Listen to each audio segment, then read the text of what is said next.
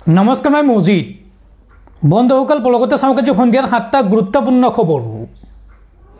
প্ৰথমটো খবৰ, বীৰ লাচিত থানাৰ নেতা শৃংখল চলিহা আৰু চিতু বৰুৱাৰ বিৰুদ্ধে এজাহাৰ দাখিল।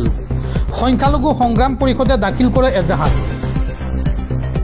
শৃংখল চলিহা আৰু চিতু বৰুৱাৰ বিৰুদ্ধে এজাহাৰ দাখিল। সংখ্যালঘু সংগ্ৰাম পৰিষদে দাখিল কৰে এজাহাৰ। গৃহ বিভাগ থকা স্বত্তেও এই দুটা দল সংগঠনে যিকোনো কাম আৰম্ভ কৰিছে। তেওঁলোকে অত্যাচাৰ কৰি মিয়াক উজনিৰ পৰা আঁতৰাই পঠিয়াইছে। সংখ্যালঘু সংগ্ৰাম পৰিষদে ইয়াৰ বিৰুদ্ধে থানাত এজাহাৰ দাখিল কৰে। এয়া আপোনালোকৰ বীৰত্ব নহয়, এই মন্তব্য কৰে সংগঠনটোৱে।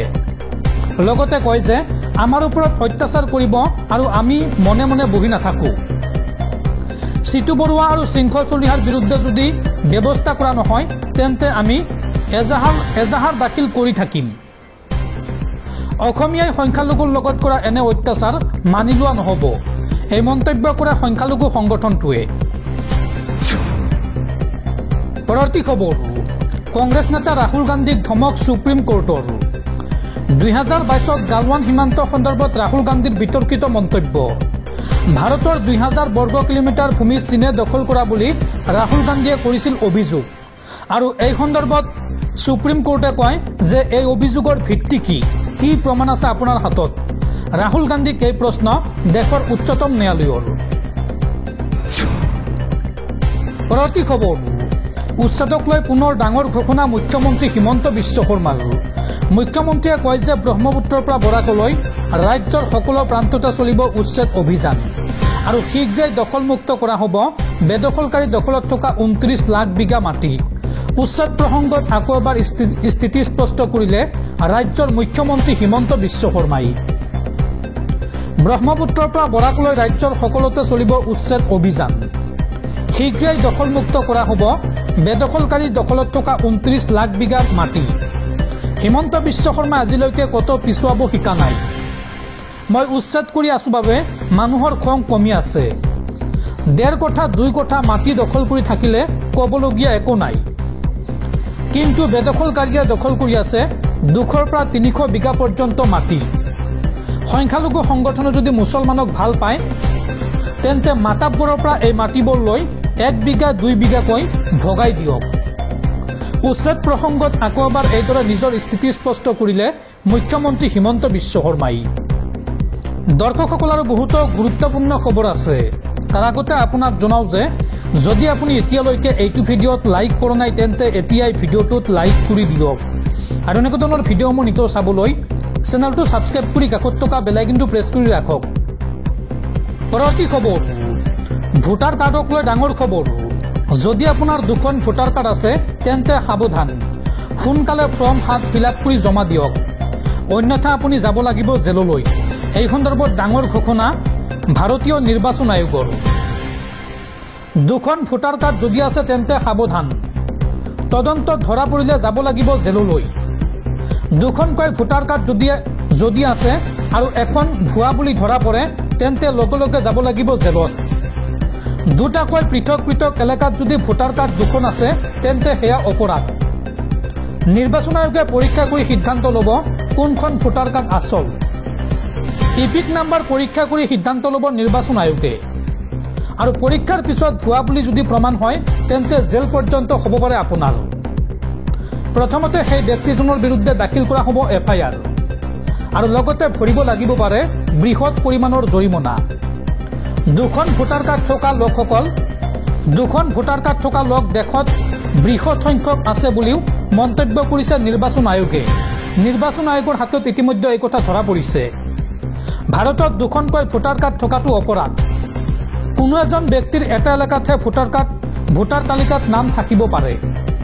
যদি 2খন ভোটাৰ কাৰ্ড আছে তেন্তে এতিয়াই ফৰ্ম 7 ফিল-আপ কৰি জমা দিয়ক, আৰু এই সন্দৰ্ভত আপুনি আপোনাৰ স্থানীয় BLOৰ সৈতে যোগাযোগ কৰক। এই নিৰ্দেশনা দিছে ভাৰতীয় নিৰ্বাচন আয়োগে। পৰৱৰ্তী খবৰ, সাৱধান ৰাজ্যবাসী, ৰাজ্যত পুনৰ বতৰ ল'ব কাল ৰূপ।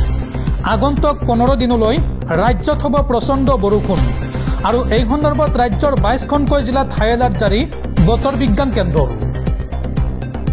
আগন্তুক 15 দিনলৈ হ'ব প্ৰয়োজনতকৈ অধিক মাত্ৰাত বৰষুণ। এই সন্দৰ্ভত ৰাজ্যৰ 22খন জিলাত ৰেড, অৰেঞ্জ আৰু য়েল্লো এলাৰ্ট জাৰি। আহি গ'ল IMDৰ এলাৰ্ট। নামনি অসমত ৰেড এলাৰ্ট জাৰি। বাকী সকলো জিলাত য়েল্লো আৰু অৰেঞ্জ এলাৰ্ট জাৰি IMDৰ। পলমকৈ এইবাৰ ৰাজ্যত আহিল ভৰ বাৰিষা। সমান্তৰালকৈ বৃদ্ধি পাইছে ধুমুহাৰ গতিবেগ। বজ্ৰপাতক লৈ দিয়া হৈছে ভয়ংকৰ এলাৰ্ট। অসমৰ কোন কোন জিলাত কি এলাৰ্ট জাৰি কৰা হৈছে চাওঁ আহক। কোকৰাঝাৰ, বঙাইগাঁৱত জাৰি কৰা হৈছে ৰেড এলাৰ্ট। লগতে দৰং, নগাঁও, মৰিগাঁও, পশ্চিম কাৰ্বি আংলঙত অৰেঞ্জ এলাৰ্ট জাৰি। ঠিক সেইদৰে ধুবুৰী, গোৱালপাৰা, বাক্সা, ওদালগুৰি, কামৰূপ মেট্ৰ', শোণিতপুৰ, বিশ্বনাথ, কাছাৰ, ডিমা হাছাও, শিৱসাগৰ, ডিব্ৰুগড়, চৰাইদেউ আৰু তিনিচুকীয়াত জাৰি কৰা হৈছে য়েল্লো এলাৰ্ট। IMDৰ সমানে এলাৰ্ট দিছে বৰঝাৰস্থিত আঞ্চলিক বতৰ বিজ্ঞান কেন্দ্ৰই। আৰু ৰাজ্যত পলমকৈ এইবাৰ ভৰ বাৰিষাৰ এলাৰ্ট জাৰি কৰা হৈছে। পৰৱৰ্তী খবৰ, ৰাজ্যত যধে মধে উচ্ছেদ চলাই বিপদত হিমন্ত চৰকাৰ। 8 আগষ্টত আদালতত হাজিৰ হ'ব লাগিব উচ্ছেদত জড়িত বিষয়া। উচ্ছেদৰ সময়ত মানি চলা নাছিল ন্যায়ালয়ৰ নিৰ্দেশনা। ৰাজ্য চৰকাৰৰ কেইবাগৰাকীও বিষয়াৰ বিৰুদ্ধে আদালতৰ নিৰ্দেশ অৱমাননাৰ অভিযোগ। অহা 8 আগষ্টত আদালতত হাজিৰ হ'ব লাগিব উচ্ছেদত জড়িত থকা বিষয়া। উচ্চতম ন্যায়ালয়ৰ নিৰ্দেশ অৱমাননাৰ অভিযোগত জাননী জাৰি। উচ্ছেদৰ সময়ত মানি চলা নাছিল ন্যায়ালয়ৰ নিৰ্দেশনা। ৰাজ্য চৰকাৰৰ কেইবাগৰাকীও বিষয়াৰ বিৰুদ্ধে আদালতৰ নিৰ্দেশ অৱমাননাৰ অভিযোগ। ৰাজ্যৰ মুখ্য সচিব, গোৱালপাৰাৰ জিলা আয়ুক্ত, জ্যেষ্ঠ আৰক্ষী অধীক্ষকক আদালতত হাজিৰ হোৱাৰ নিৰ্দেশ। লগতে বালিজান ৰাজচক্ৰ বিষয়া আৰু গোৱালপাৰা সদৰ থানাৰ OCও হাজিৰ হ'ব লাগিব ন্যায়ালয়ত। 8 আগষ্টত আদালতত হাজিৰ হ'ব লাগিব উচ্ছেদত জড়িত এইসকল বিষয়া। পৰৱৰ্তী খবৰ, জম্মু কাশ্মীৰৰ প্ৰাক্তন ৰাজ্যপাল সত্যপাল মালিকৰ দেশবাহান। 79 বছৰ বয়সত মৃত্যু হয় সত্যপাল মালিকৰ। দিল্লীৰ ৰাম মনোহৰ লোহিয়া হাস্পতালত চিকিৎসাধীন হৈ আছিল সত্যপাল মালিক। পৰৱৰ্তী খবৰ, শিৱসাগৰত শেহতীয়াকৈ সাম্প্ৰদায়িক সংঘাত সৃষ্টি কৰাৰ বাতাবৰণৰ চেষ্টা কৰি থকা হৈছে। বিজেপি চৰকাৰৰ পৃষ্ঠপোষকতাত এই কাম কৰা হৈছে। উজনিত ন্যায়খেদা অভিযান সন্দৰ্ভত এই মন্তব্য বিধায়ক অখিল গগৈৰ। পৰৱৰ্তী খবৰ, জাতি ধৰ্মৰ কথা নাই। 3টা প্ৰজন্ম অসমত থকা সকলেহে বন্দুকৰ অনুজ্ঞাপত্ৰৰ বাবে কৰিব পাৰিব আবেদন। অসমত খিলঞ্জীয়াক বন্দুকৰ লাইচেন্স দিয়া সন্দৰ্ভত এই মন্তব্য ৰাজ্যৰ মুখ্যমন্ত্ৰী হিমন্ত বিশ্ব শৰ্মাৰ। পৰৱৰ্তী খবৰ, প্ৰাক্তন বিধায়িকা আঙুৰলতা ডেকাক অসম ৰাজ্যিক মহিলা আয়োগৰ অধ্যক্ষা নিযুক্তি। বটদ্ৰা সমষ্টিৰ প্ৰাক্তন বিধায়িকা আঙুৰলতা ডেকাক 3 বছৰৰ বাবে এই পদত নিযুক্তি দিয়া হৈছে। পৰৱৰ্তী খবৰ, 4 বছৰৰ পিছত দুখমুক্ত হ'ল দিল্লীৰ প্ৰাক্তন স্বাস্থ্যমন্ত্ৰী সত্যেন্দ্ৰ জৈন। দিল্লীৰ সুৰানীতি কেলেংকাৰীত গ্ৰেপ্তাৰ হৈ কাৰাবাস খাটিবলগীয়া হোৱা সত্যেন্দ্ৰ জৈনৰ বিৰুদ্ধে প্ৰমাণ দাখিলত ব্যৰ্থতা CBI, যাৰ বাবে আপ নেতাগৰাকীক দুখমুক্ত ঘোষণা কৰে দিল্লীৰ ৰাউছ এভিনিউ আদালতে। উল্লেখযোগ্য যে 2019 চনত সুৰানীতি কেলেংকাৰীৰ গোচৰত গ্ৰেপ্তাৰ হৈছিল সত্যেন্দ্ৰ জৈন আৰু এই গোচৰত দোষী সাব্যস্ত কৰাত ব্যৰ্থ হৈছে CBI। পৰৱৰ্তী খবৰ, অসমত যদি 1 কোটি বিদেশী আছে তেন্তে চৰকাৰে কি কৰি আছে? বিজেপিয়ে 9 বছৰ শাসন কৰিলে কিন্তু এটাও বিদেশী নেখেদিলে। বিদেশী চিনাক্ত কৰিবলৈ NRCখন কিয় সম্পূৰ্ণ কৰা নাই বিজেপিয়ে? এই মন্তব্য বিধায়ক অখিল গগৈৰ। পৰৱৰ্তী খবৰ, 1971 চনৰ আগত অহা প্ৰতিজন লোকৰে অসমৰ লগতে ভাৰতবৰ্ষৰ সকলো ঠাইতে ঘূৰি ফুৰাৰ অধিকাৰ আছে। উজনি অসমত ন্যায়খেদাৰ নামত নিৰীহ মানুহক টাৰ্গেট কৰা হৈছে। উজনি অসমত ন্যায়খেদা অভিযানক লৈ এইবাৰ সৰব হৈ পৰিছে সংখ্যালঘু সংগঠন আমছু।